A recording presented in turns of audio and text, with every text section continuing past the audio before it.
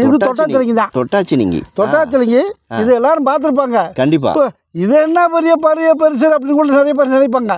ஆனா இதுல ஏகப்பட்ட விஷயம் அடங்கி கிடக்குது, ஏகப்பட்டது இருக்கு. ஆமா, இப்ப ஒரு காரியத்துக்கு போனோம்னா இப்படி தொட்டுட்டு இப்படி போனோம்னா சுருங்கிடுது, நம்ம காரியம் செய்யமாங்க, அந்த வேலையை செய்யும். அடுத்து பார்த்தீங்கன்னா மருத்துவ குணத்தில் என்னன்னா, இதை எடுத்து நல்லா சுட்டு சாம்பலாக்கிறீங்க. நல்லா சாம்பலாக்கிட்டோமா, சாம்பலாக்கிட்டு நல்லா சளிச்சிடுங்க.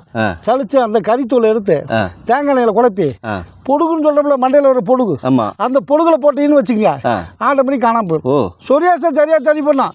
இது நாங்கள் கொடுத்து கை கண்டதே சருமம் சார்ந்த பிரச்சனை, தோல் சம்பந்த நோய்க்கு அழகா போடலாம். அற்புதமான மூலிகை.